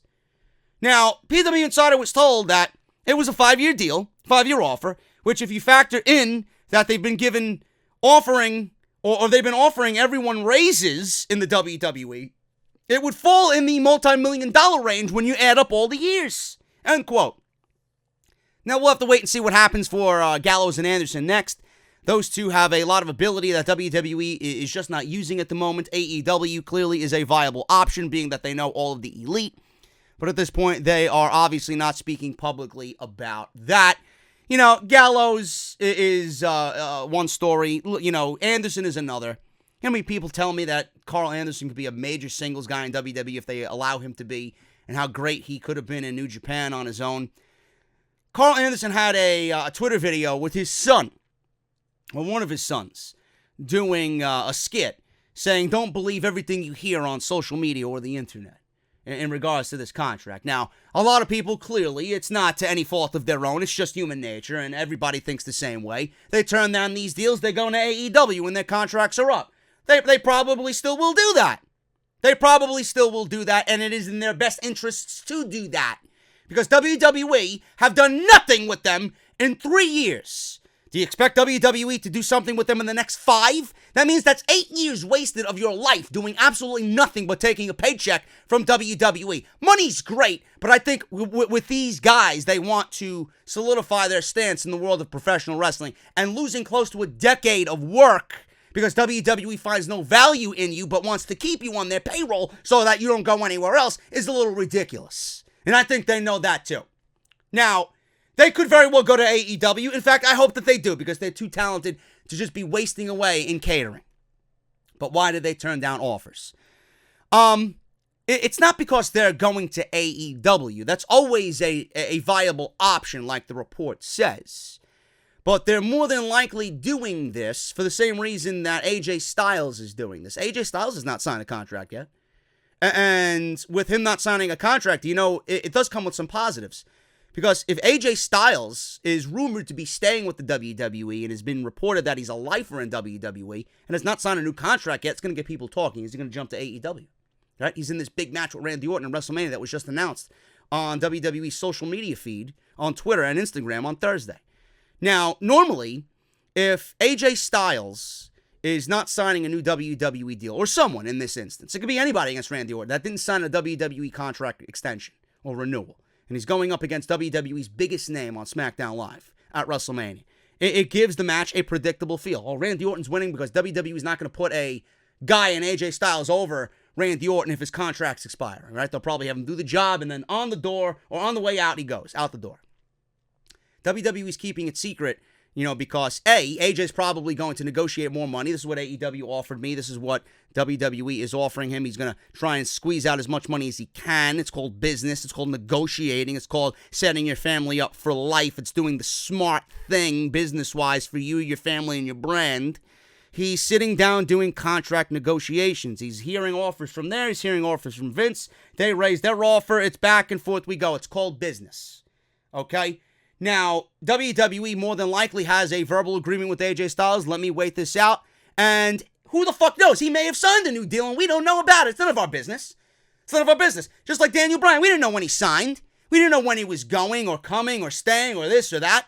Right? And then he ended up staying with the WWE for another 3 years. It was kept hush-hush about his contract negotiations. They're doing the same thing with AJ Styles. If he signs, then it's a little bit more of an unpredictable match with Randy Orton. But if you keep it quiet and you think that he's on his way out, people are going to think that Randy Orton's winning, and we don't know. That unpredictability there with the contract in the air and looming and nobody knows, it's going to make for a great match with Randy Orton because I don't want to know who's going to win that match. That could be the match that steals the show at WrestleMania. Same thing here with Luke Gallows. Why are you going to announce that you're leaving unless you're really fucking pissed off and don't want anything to do with the WWE? Maybe they want to stay with the WWE and they want to negotiate more money. So if they wait it out, AEW is going to throw more money at them, and then they're going to use that tactic to get more money out of WWE. And if WWE doesn't want to raise it, they'll go to AEW and take that contracted offer. It's back and forth. It's called business. So I'm not going to jump into that bandwagon of saying, yeah, Gallows and Anderson are definitely going to AEW because they turned down contract offers. Why the fuck would you sign now when you can negotiate for more? You know? It's stupid. It's absolutely stupid for them to sign a 5-year deal with the WWE now and not hear other offers from anybody. Give me a break. So, yes, going to AEW makes perfect sense career-wise, but we don't know where their mindset is as far as financial-wise. So we'll see what happens. AEW is their best bet because WWE isn't doing anything with them in the next 5 years. And honestly, if WWE wanted to use these guys, they would have. How you have these guys on the same roster as AJ Styles and Finn Balor at one point, and you do nothing with them? Mind blown. Mind blown. Just based off that, I would not stay. They didn't have any plans for you when it comes to that. They're not going to have any plans for you by yourself. Done. I would walk away. And WWE honestly ruined these guys right from the get-go. Instead of introducing AJ Styles, Luke Gallows, and Carl Anderson together as outsiders against the Shield, they brought them in and did absolutely nothing with them. Nothing. AJ battled Roman on his own, and Luke Gallows and Carl Anderson, I think, introduced themselves to the Usos. And that was it. Really? Really? You want to get the Shield back together for Bobby Lashley, Baron Corbin, and Drew McIntyre, but when you had the opportunity to do the fucking Bullet Club in WWE against the Shield, you didn't want to do it. Or the Balor Club turned Balor heel and align him with Gallows and Anderson against the Shield, and he didn't want to do it. Fucking company is just absolutely bizarre in the things that they decide to do. I don't get it. Speaking of signing with the company, many WWE superstars are reportedly wanting and waiting to re-sign with the company. Now, we mentioned Luke Gallows and Carl Anderson turning down a multi-million-dollar WWE offer. The Wrestling Observer newsletter reports that although superstars with contracts running up soon are getting big offers, a lot of them haven't signed yet because they are simply waiting to see what their options might be in a few months' time. Patience and negotiation, folks. Everybody's doing it. They're not signing right now, even though they might want to. They want to see what else is out there, just like Gallows and Anderson, and I'm sure just like AJ Styles, just to raise their value even more to WWE. We'll have to wait and see what happens next. Anderson and Gallows could be a great fit for AEW. However, as September draws closer, WWE could elect to give them an offer they can't refuse in an attempt to keep the Good Brothers from going to All Elite. Simple and straightforward. Nothing that anybody could have trouble comprehending. WWE has plans for Beth Phoenix and an in-ring return. Now, I don't know where this is going to be, but I pray to God it's not with Nia Jax and Tamina Snuka. So Beth Phoenix was just sitting in on commentary during the women's tag team title match at Fastlane, but she got more involved than she first thought. After Nia Jax and Tamina Snuka lost to Bayley and Sasha Banks in a god-awful botch fest, Beth Phoenix got in Tamina's face. Then the WWE Hall of Famer received a brutal beatdown in return. Natalya ran down for the save, but she also got beat down as well. This certainly teased a return for the Divas of Doom, and that is exactly what it looks like WWE is doing. Dave Meltzer noted on Wrestling Observer Radio that the direction seems to be Nia Jax and Tamina Snuka versus the Divas of Doom. Where this match ends up isn't clear, but with WrestleMania coming up, it certainly seems like those two teams will be in the mix somewhere. Yeah, they'll be in the tag team title match with Bayley and Sasha Banks, as the Iconics have been lobbying for a match at WrestleMania, or a match in general. They came out on SmackDown Live and asked where Bayley and Sasha Banks was. How come they haven't shown face on SmackDown Live? They were on Raw, they were in NXT. How come they haven't come to SmackDown Live? So I'm making a bold prediction here right now, folks. It's going to be Beth Phoenix and Natalya versus Tamina Snuka and Nia Jax versus Bayley and Sasha Banks versus the Iconics in a fatal four-way match at WrestleMania for the women's tag team titles. Quote me on it, it's happening. Now, this is definitely different than the original report that we were going to get one team from each brand to compete against Sasha and Bayley at WWE. I brought to the table the Bella Twins. Brie Bella retired. Good riddance. So it can't be the Bella Twins. I mentioned Lita and Trish Stratus. That was one team. I would love to see a 2-on-2 match between those two teams, but apparently that's not happening. I mentioned Fire and Desire from SmackDown Live. I mentioned the Sky Pirates, Io Shirai and Kairi Sane from NXT. Put all four of those teams in a fatal four-way, and off you go. Make it an elimination match. The last two teams remaining are the Sky Pirates and the Boston Hug Connection.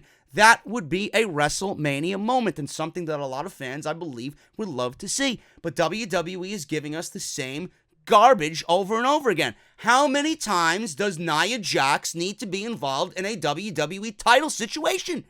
I don't get it. Instead, they're giving us this garbage match with no one of interest at all. These women's tag team titles are looking worse and worse as the weeks go on. Anything that Nia Jax and Tamina Snuka are involved in, you have 0% of my interest. I don't give a fuck who you put in that match. I don't give a fuck if Sasha Banks and Bayley are wrestling in lingerie. I don't care. I don't care. That's how much I despise Nia Jax and Tamina Snuka. They are absolutely some of the worst I have ever seen. And this match does the titles no favor whatsoever. And leave it to WWE to give the titles to Bayley and Sasha Banks, create these things, and then have absolutely no plans for them at all after they gave them to Sasha and Bayley. There you go. I hope the Iconics get it out of their system. I hope they never become tag team champions. Knowing WWE, they'll probably make the Iconics tag team champions at WrestleMania because right now, Sasha is over her limit for holding a title. Has it been 30 days yet? Fuck out of here, man. Speaking of Nia Jax unleashes on Dave Meltzer, calling him a piece of shit. Nia Jax is not a happy woman with Dave Meltzer anyway. Last week, Meltzer reported that Alexa Bliss is injured.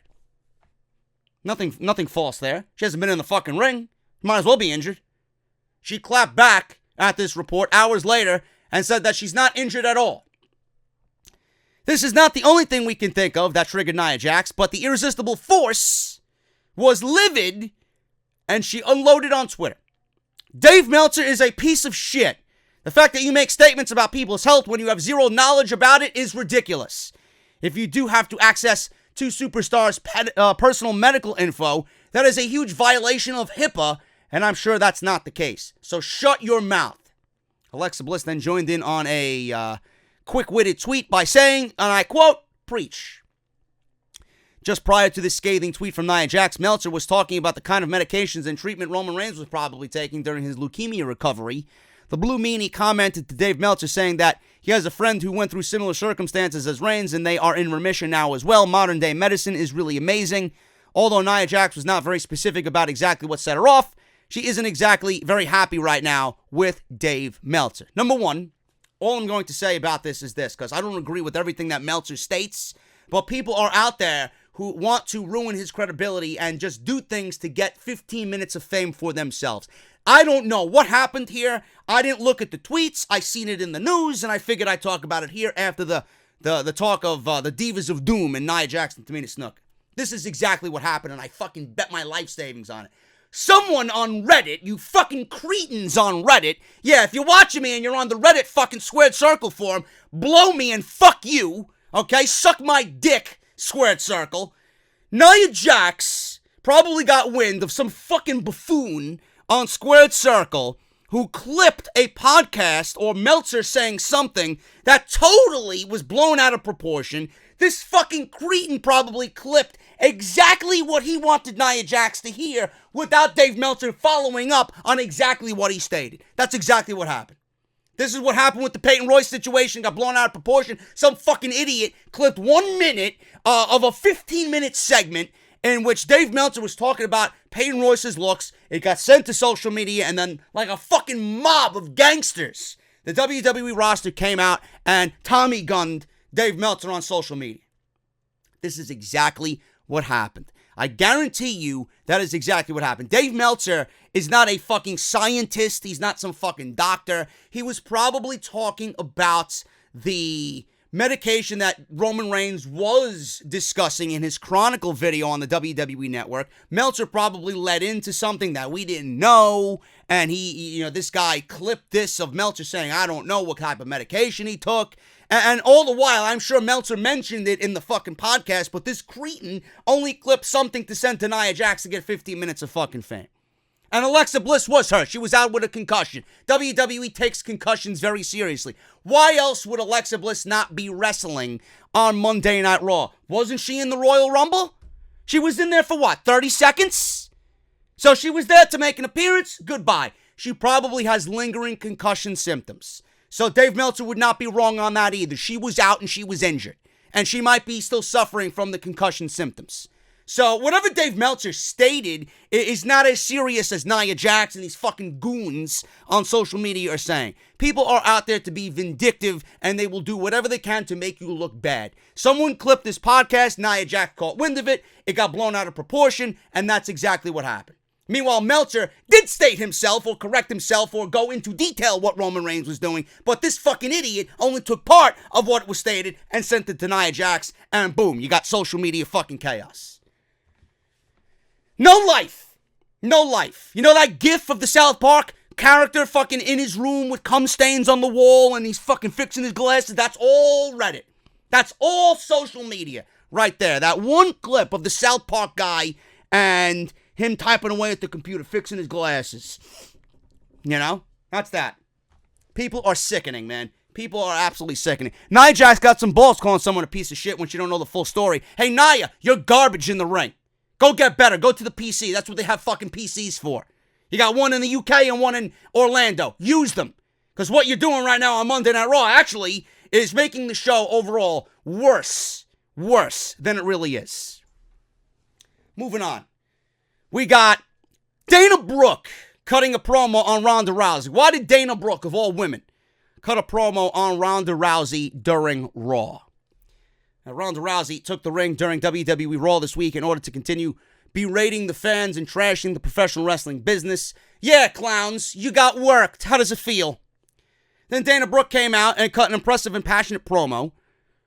Whoa. What? Let me backtrack. Let me backtrack here. Whoa. Okay. Berating the fans and trashing the professional wrestling business. You got worked, clowns. You got worked. Then Dana Brooke came out and clearly made a wrong turn backstage. She was looking for catering, but she came out and found herself by ringside with a microphone in her hand, and she didn't know what to expect. She thought, Ronda Rousey, this isn't catering. You don't belong here. Am I in the right place?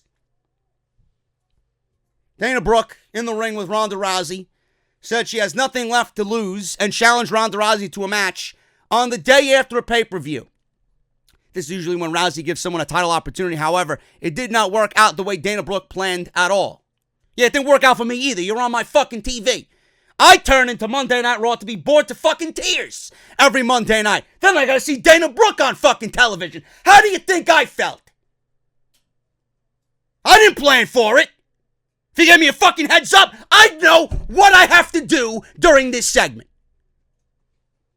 Rousey kicked Brooke out of the ring and tossed her around on the outside before throwing her back in the ring to continue this assault. WWE officials separated them and Rousey took one of them out in the process, slapped the shit out of him. Then Ronda Rousey teased an armbar, but didn't do it before saying anything to the fans and said that you will have to pay $60 to see the move done on Becky Lynch. WWE Network is $9.99. Only fools pay $60 for a UFC pay-per-view. They're not even $60. What are they, like $80? So who the fuck is paying for UFC pay-per-views, man? Go to Buffalo Wild Wings and fucking watch it for free and spend the $30 on wings and beer. Fuck out of it. Spending $60 on a UFC pay-per-view. You fucking idiot, man. Talk about poor money management. Dave Meltzer noted on Wrestling Observer Radio that Dana Brooke was sent out there in an attempt to get her over. How many of those people even realized she was still on the roster is what I want to know. WWE plans to ignite something in the fans to get behind Dana Brooke. Listen, you ain't igniting anything, man. All Dana Brooke is doing is igniting the fucking open flame and toasting marshmallows. This is what she does, okay? Ignite what flame? There was no flame to begin with. Hand the woman some chocolate and some graham crackers and get the fuck off my TV. Ignite a flame. Go sit on an open flame and boast some fucking s'mores, you fucking clown. Who wants Dana Brooke on fucking television? My God, then you got the cretins on social media. Oh, she looks so beautiful without makeup on. Anyway, the Pittsburgh crowd didn't seem to react to this very well either. However, a portion of the YWC had to disagree as Brooke's name started trending on social media. Then again, Pittsburgh is notoriously hard to get a big pop from. Meltzer said this, and I quote, let me see Nia Jax quote this one too. Here's the problem. It's like if she was really good, she would have a great complaint. If it was a Gable or a woman like Chad Gable, this is the woman that, in fact, as many of you remember, she was fast-tracked by the company to be a big star. She was going to have a big feud with Charlotte to have the match take place at WrestleMania, and she paved her way for it. Or played her way out of it, rather. I mean, that's the reality. I guess you're not supposed to know that. But she was their favorite, and unfortunately, she couldn't hang at the level, and that's what happened. I guess obviously, for what you're doing for TV and the storyline, it's fine. It's just ironic, that's all. End quote. So apparently, Dave Meltzer broke some news there. Dana Brooke was fast-tracked to be in a feud with Charlotte at WrestleMania, and she played her way out of it. Do you want to know why she played her way out of it, folks? Because she's fucking garbage. She is a bad professional wrestler. She has done nothing to show you that she gets better. People think that she could do that springboard, handstand, back elbow, and everything is good. Oh, look at the great athlete that Dana Brooke is. Really? Dana Brooke, of all fucking people, you want to keep off TV for 2 years, and then you want to show me or convince me that I got to get behind Dana Brooke. The only people that are getting behind Dana Brooke is waiting and catering. Don't take all the mashed potatoes, please.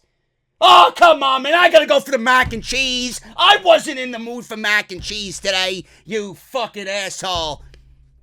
That's the only thing that's behind Dana Brooke. People complaining about not getting the mashed potatoes on time. Are you fucking kidding me? You have to be out of your fucking mind if you want Dana Brooke on fucking... Unexciting. She's irrelevant. Nothing about her stands out. She was pulled from NXT too early. The highlight of her career is being paired up with, who was it, Emma? Yeah, there you go. There you go. Who remembers that? Probably none of you. Fuck out of here, man. Only time will tell what happens with Dana Brooke, but this is a part of the new era, the new initiative, new faces and new stars. If this is your new face and new star, keep it. I don't want anything to do with it. WWE's future. This is the last story, by the way. I gotta get the fuck out of here. I'm sweating my balls off and I'm hungry. WWE's future for the AOP. WWE's future plans for the AOP. Remember them? I don't. The Authors of Pain. The NXT Tag Team Champions. Former NXT Tag Team Champions. With Paul Ellering. Remember him? Probably not. The Authors of Pain are just known now as AOP because Vince McMahon got a hold of their name and he chopped it off. But that doesn't change the fact that Akam suffered an arm injury and he was taken out of action. Now he is in the waiting game to see what WWE does with the AOP moving forward. Akam needed, knee surgery. Akam needed knee surgery in December, which approximately had a 2 to 3 month recovery time frame. Drake Maverick was shown with Razor a couple of times by themselves, but nothing has amounted to anything on television since the team's momentum has been halted. Now, WrestleVotes was recently asked what is up with AOP. It appears that WWE does have plans for the former NXT Tag Team Champions, but they will have to wait until Akam returns. So if you are one of the fans who are worried about AOP and they would meet the same fate as the Bludgeon Brothers, where an injury disbanded the team, you can rest easy because once the team is fully healthy, AOP will be back to business. Hopefully it's not on Raw, because if they're on Raw, they will be out of business completely. And they will not be the Authors of Pain. They will be the Authors of PP. Just like they were before Akam got hurt. I hope for the best with these guys. I seen something in them. They're still young, relatively young. They could have been a dominating tag team, but WWE didn't do anything with them. Just like everybody else from NXT, they didn't do anything with them.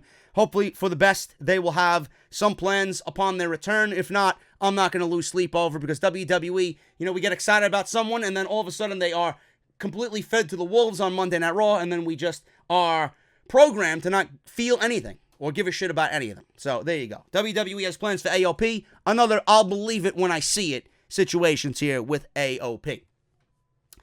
I am getting the hell out of here, man. Thank you guys so very much. If I made you laugh, if I entertained you, if I gave you informative information, I would really appreciate it if you give me a thumbs up on the video, man. Thank you guys so much for all your support.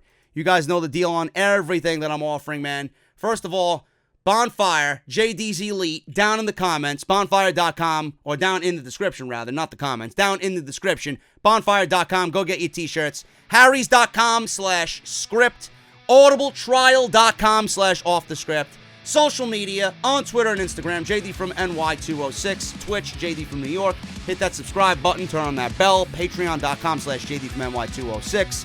If you missed them, they are live in the annotation that you see in the top right corner, all the videos that you might have missed.